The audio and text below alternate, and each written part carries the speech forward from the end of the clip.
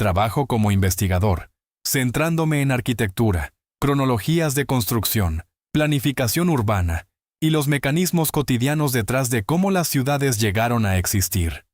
Registros oficiales, archivos de periódicos, permisos de construcción y el rastro documental que revela quién construyó qué, cuándo y cómo. Esta siempre ha sido mi área de especialización, pero con el tiempo comencé a notar ciertas cosas, pequeños detalles inicialmente, inconsistencias donde las fechas no se alineaban correctamente, y velocidades de construcción que parecían improbables. Cuanto más investigaba, más estas pequeñas discrepancias comenzaban a formar un patrón reconocible, uno que se extendía a través de continentes e insinuaba que nuestra línea de tiempo establecida de la historia arquitectónica podría estar pasando por alto algo importante, o tal vez incluso ocultándolo.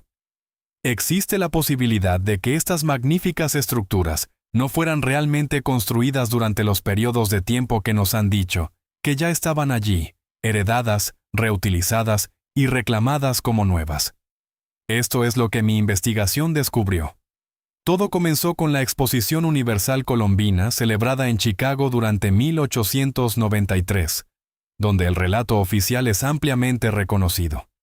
Daniel Burnham y su equipo de arquitectos supuestamente erigieron una ciudad neoclásica completa en Jackson Park, más de 200 edificios que abarcaban 600 acres en aproximadamente 2 años. Estas eran estructuras enormes que presentaban fachadas ornamentadas con columnas, estatuas y detalles escultóricos que impresionarían a los maestros del Renacimiento, completas con iluminación eléctrica en todo el recinto y un sistema ferroviario integrado. Todo esto supuestamente construido entre 1891 y 1893, un mero lapso de 2 años. Cuando examiné las fotografías, no las famosas tomas aéreas que todos reconocen, sino las fotos de construcción, o más precisamente las pocas fotos de construcción que realmente existen, ahí es donde las cosas se volvieron peculiares. Apenas hay, para una empresa de esta magnitud, la documentación fotográfica del proceso de construcción real es extrañamente limitada. Poseemos imágenes de los edificios terminados e imágenes de la demolición que siguió, pero la sección intermedia, los andamios, los miles de trabajadores, el avance diario, es mínima. La explicación oficial afirma que estas eran estructuras temporales hechas de staff, una mezcla de yeso y fibra, construidas rápidamente y demolidas igual de rápido. Nada misterioso al respecto. Sin embargo, esa explicación se desmorona cuando miras los detalles específicos. Solo el Palacio de Bellas Artes demandaba trabajo de moldura intrincado y enormes columnas corintias, frisos detallados mostrando escenas clásicas, el tipo de ornamentación que llevó a artesanos europeos años terminar en una sola catedral. Sin embargo, se supone que debemos creer que miles de estos elementos fueron fabricados, trasladados e instalados en meses, no años, sino meses. Todo mientras Chicago simultáneamente expandía su infraestructura regular, acomodaba una población creciente y manejaba el desorden típico de una ciudad en rápida industrialización. ¿De dónde se originaron estos artesanos? ¿Y a dónde fueron una vez que el trabajo terminó? Y esto es lo que la evidencia comienza a sugerir, no eran constructores en absoluto, sino más bien renovadores, simplemente limpiando, restaurando y adaptando estructuras que ya estaban presentes. El problema laboral acecha toda esta narrativa porque construir algo de esta escala en este plazo de tiempo demandaría decenas de miles de trabajadores calificados, yeseros, escultores, herreros, electricistas, no trabajadores no calificados sino artesanos maestros. Sin embargo, los registros de empleo de esta era no muestran ningún influjo inusual de tales trabajadores a Chicago, ninguna campaña masiva de reclutamiento, ninguna documentación que indique de dónde vino este ejército de artesanos o a dónde se dispersaron después de que concluyó la feria. Pero si no estaban construyendo desde cero, si simplemente estaban revelando lo que ya existía, oculto o enterrado u olvidado, eso lo transforma todo. Aquí es donde la exposición colombina se vuelve imposible de descartar, porque este patrón de construcción rápida que involucra edificios imposiblemente ornamentados con documentación limitada, se repite con precisión perturbadora. El Ayuntamiento de San Francisco, la Ópera de París, el Capitolio en Washington, D.C., el Palacio Legislativo en Montevideo, Uruguay. Examina estos edificios, estudia sus fachadas, la consistencia del estilo, la sofisticación de la ingeniería, la magnitud absoluta del trabajo ornamental, y luego examina las cronologías de construcción. La Ópera de París, diseñada por Charles Garnier, resulta particularmente reveladora, ya que nos dicen que tomó 14 años construirla, lo cual suena razonable para tal estructura, hasta que lees los relatos reales de construcción, donde el trabajo se detuvo frecuentemente, debido a problemas de financiamiento. La guerra franco-prusiana interrumpió el progreso, y se descubrió un lago subterráneo bajo el sitio que requirió extensos sistemas de gestión de agua.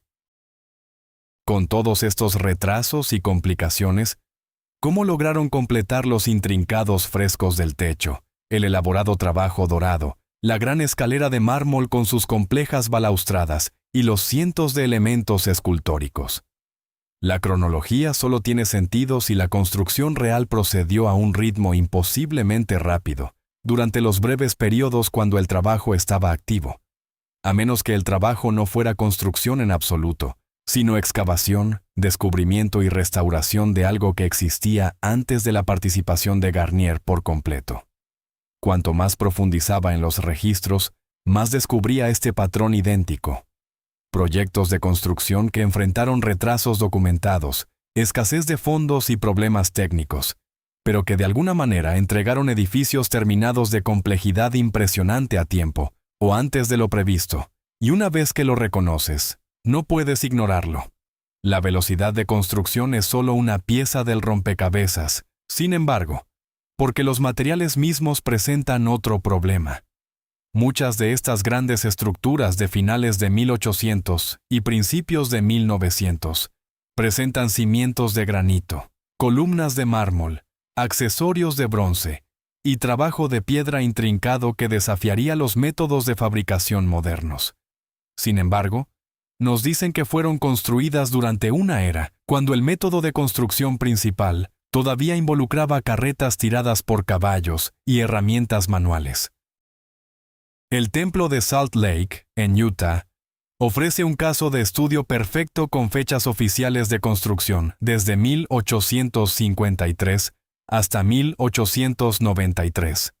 Un lapso de 40 años que suena razonable para construir un templo de granito masivo en medio de lo que entonces era un asentamiento desértico, excepto que el templo requería aproximadamente 360,000 pies cúbicos de granito, que tenía que ser extraído de un sitio a 20 millas de distancia, transportado por vagones tirados por bueyes inicialmente, tallado en bloques precisos y ensamblado en una estructura con paredes de 9 pies de espesor en la base con agujas elaboradas, trabajo de piedra detallado y acabados interiores sofisticados. Las matemáticas se vuelven problemáticas incluso en la fase posterior de construcción, cuando el acceso ferroviario estuvo disponible, considerando el volumen absoluto de piedra, la precisión de los cortes y la complejidad del ensamblaje.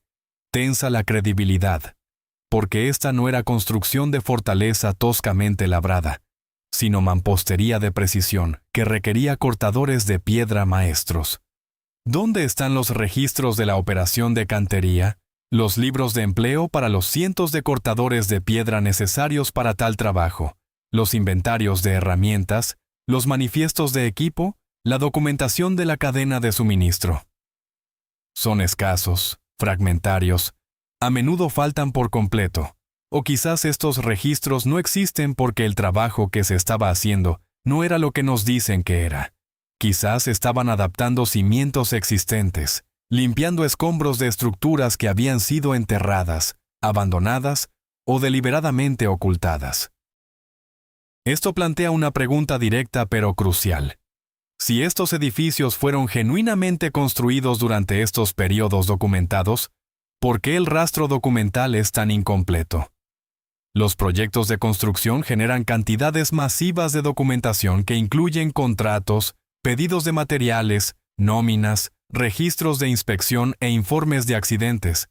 Así que para proyectos de esta magnitud deberíamos estar ahogándonos en registros. En cambio, encontramos vacíos, ausencias curiosas, documentación que comienza a mitad del proyecto o se enfoca casi exclusivamente en las etapas finales. ¿Por qué la documentación enfatizaría el trabajo de acabado mientras omite la construcción de cimientos, a menos que los cimientos ya estuvieran allí? Y aquí está la parte más extraña. Este vacío de documentación aparece globalmente, no solo en proyectos estadounidenses o europeos, sino en todas partes donde aparecen estas grandes estructuras neoclásicas y barrocas. La documentación de construcción sigue el mismo patrón de registros detallados de acabado y registros escasos de cimientos. Pausemos y consideremos el alcance geográfico de lo que estamos discutiendo, porque entre aproximadamente 1850 y 1920, vemos una explosión de estilos arquitectónicos notablemente similares en todo el globo. Edificios gubernamentales neoclásicos, teatros barrocos, grandes estaciones de tren con techos abovedados masivos, salones de exposición ornamentados que aparecen en múltiples ciudades de América del Norte, América del Sur, Europa, Asia, Australia en Melbourne y Sydney, África en Ciudad del Cabo y El Cairo. Todos usando el mismo vocabulario arquitectónico, las mismas técnicas de construcción, el mismo lenguaje ornamental, la misma escala y ambición. La narrativa oficial afirma que esto representa la difusión global de la educación arquitectónica occidental y la tradición francesa de bellas artes, donde arquitectos capacitados en París trajeron su conocimiento a todo el mundo. Los poderes imperiales exportaron sus preferencias arquitectónicas a las colonias, y la revolución industrial permitió la construcción rápida en todas partes simultáneamente. Pero esta explicación requiere que aceptemos un nivel extraordinario de coordinación. Considera la logística. Estamos hablando de una era antes del viaje aéreo internacional, antes de la comunicación global instantánea, antes de que la fabricación estandarizada pudiera enviar componentes idénticos a todo el mundo. Sin embargo, de alguna manera las firmas arquitectónicas en diferentes continentes estaban produciendo edificios con tal consistencia estilística que parecen seguir un lenguaje de diseño unificado, no similar o influenciado por, sino virtualmente idéntico en su enfoque de proporción, ornamentación y organización espacial. La evidencia sugiere algo mucho más grande que un mero intercambio cultural o influencia colonial. Sugiere ya sea un nivel de coordinación global, que no debería haber sido posible con la tecnología de comunicación del siglo XIX. O estos edificios comparten un punto de origen común, que precede la cronología de construcción oficial, que emergieron de una única tradición arquitectónica más antigua. Una civilización que construyó a una escala y con una sofisticación que hemos heredado, pero nos negamos a reconocer. Y ahí es donde la explicación oficial se desmorona completamente. Déjame ser muy claro sobre lo que no encontramos en el registro histórico.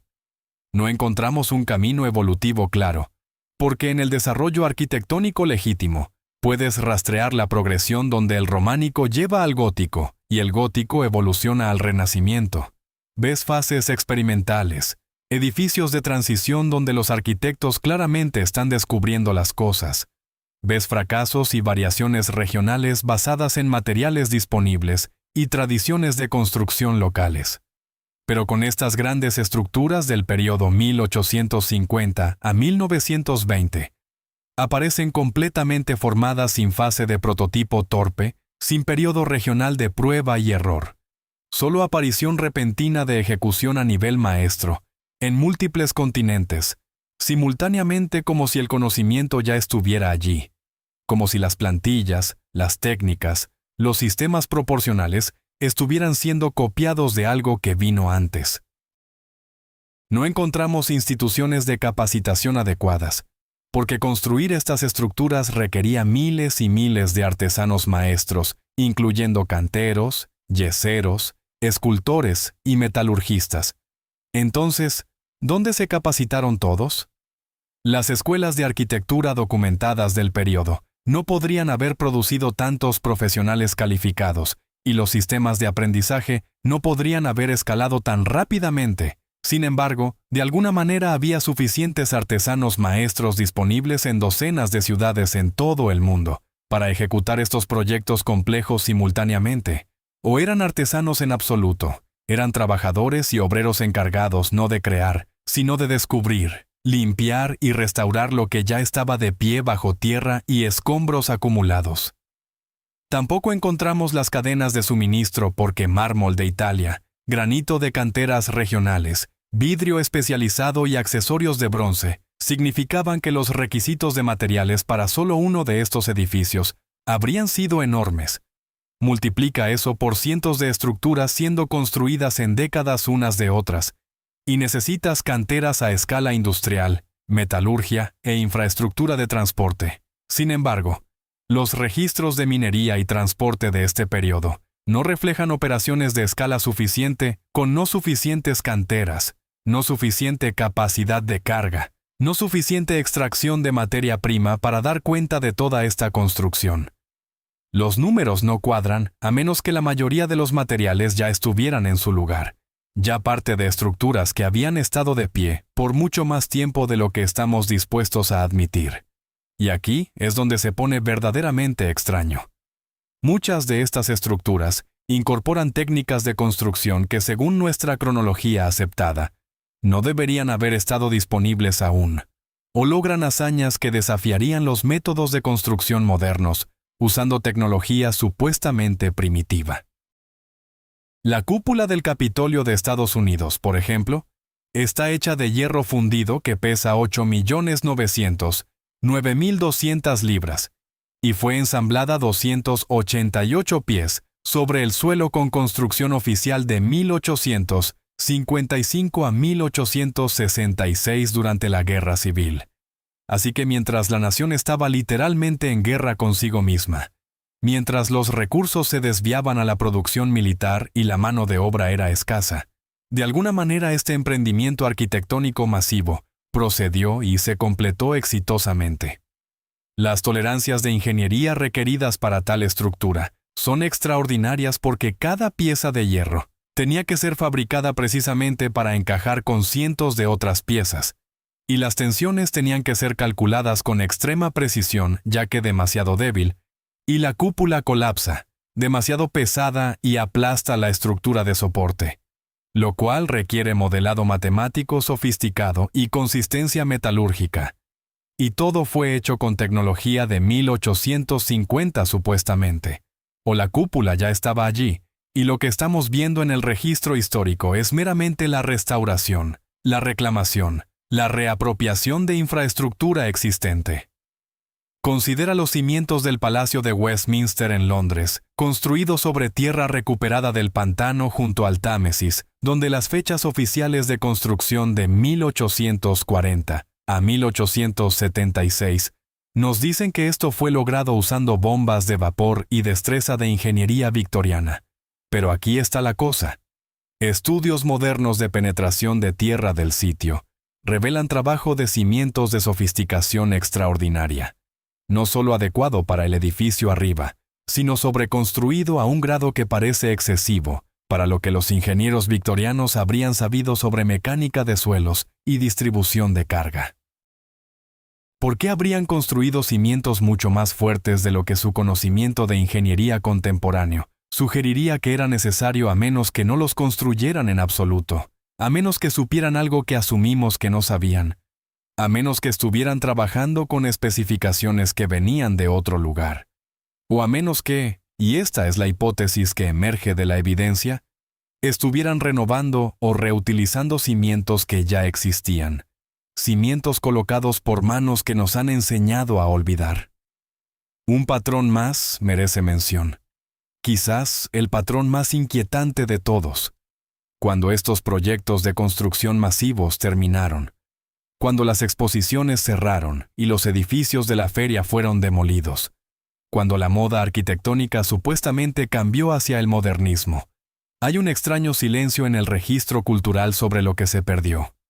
Los edificios de la Exposición Universal Colombina fueron demolidos de 1893 a 1894, con cientos de estructuras de belleza impresionante reducidas a escombros en cuestión de meses. Y la razón oficial fue que eran temporales, construidos para ser derribados. Pero lee los relatos de personas que visitaron la feria y lee lo que escribieron sobre esos edificios, el sentido de asombro y las descripciones de perfección en forma y proporción. Estos no eran solo maquetas de yeso para las personas que los vieron. Estos eran obras maestras arquitectónicas.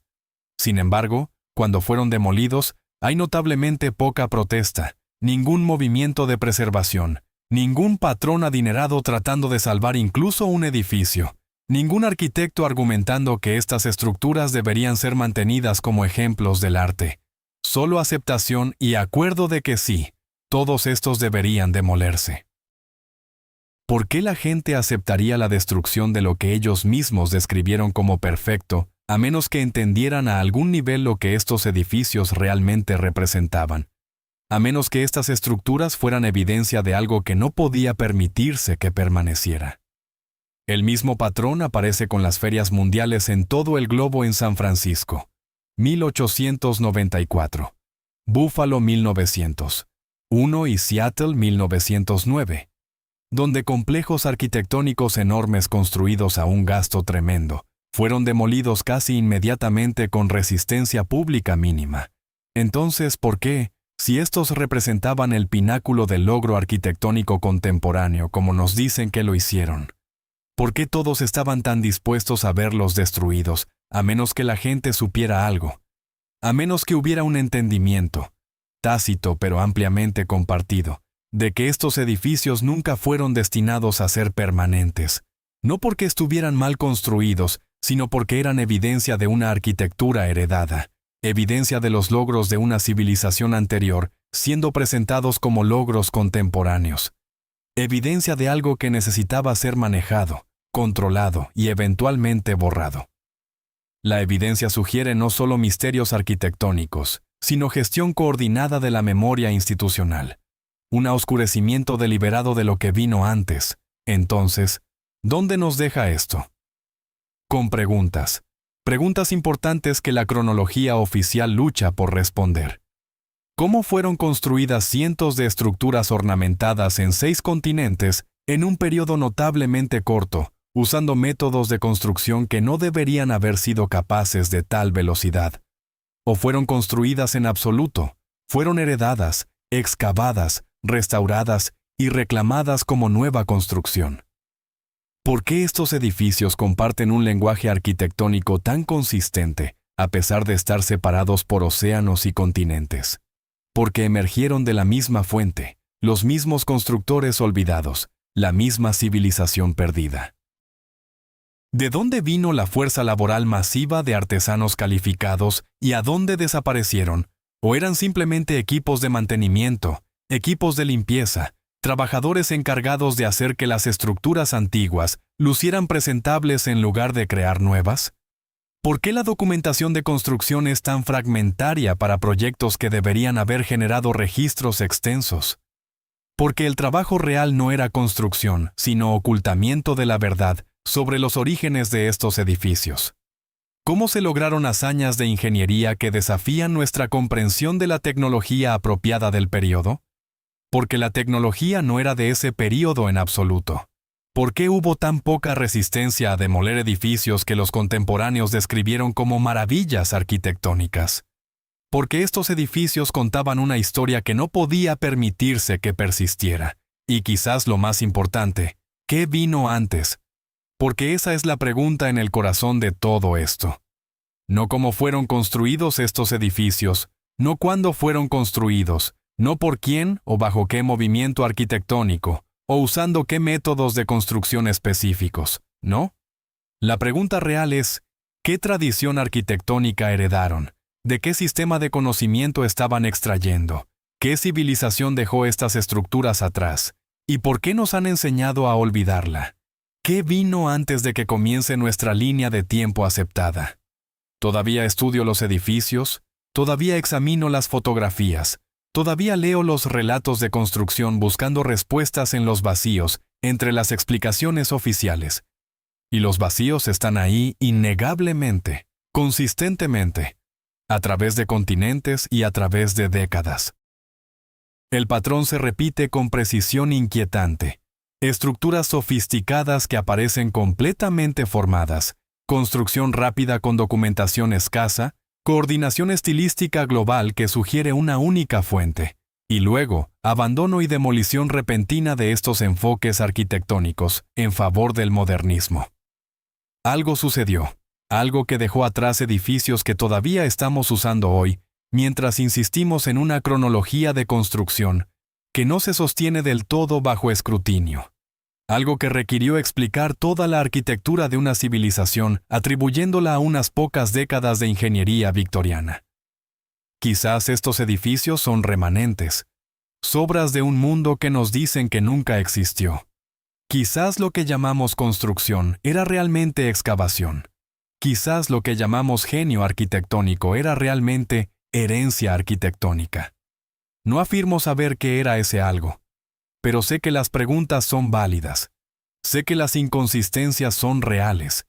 Y sé que una vez que comienzas a ver estos patrones, los registros faltantes, las cronologías imposibles, la coordinación global, las paradojas tecnológicas, la posibilidad de que heredamos en lugar de construir, no puedes dejar de verlos. La historia oficial está incompleta como mínimo, y la evidencia sugiere que puede estar deliberadamente incompleta, y en algún lugar de esos vacíos, en esos silencios arquitectónicos, en esas demoliciones apresuradas y registros fragmentarios, hay una historia diferente, una historia sobre quiénes éramos antes de convertirnos en quienes nos dicen que somos. Una historia sobre lo que encontramos enterrado bajo la tierra, lo que reclamamos como nuestro, lo que nos han enseñado a acreditar a nuestros ancestros recientes, en lugar de a una civilización que vino antes. Una historia escrita en piedra y bronce y vidrio, si solo aprendemos a leerla. Los edificios todavía están de pie, muchos de ellos, esperando, pacientes, testigos silenciosos de una historia que podemos haber olvidado o sido alentados a olvidar, o nunca entendimos completamente en primer lugar. Y la pregunta no es si algo ha sido ocultado. La pregunta es, ¿qué exactamente y por qué? ¿Eran estas estructuras nuestras para empezar o simplemente las heredamos de aquellos que vinieron antes? ¿Desde dónde estás viendo este video? Escribe en los comentarios de qué ciudad o país eres. Nos encantaría saber quién está viendo con nosotros. Comparte tus pensamientos, observaciones o preguntas. Cada comentario es importante. Y no olvides suscribirte para que no te pierdas ningún video nuevo. Juntos estamos creando una comunidad de exploradores curiosos.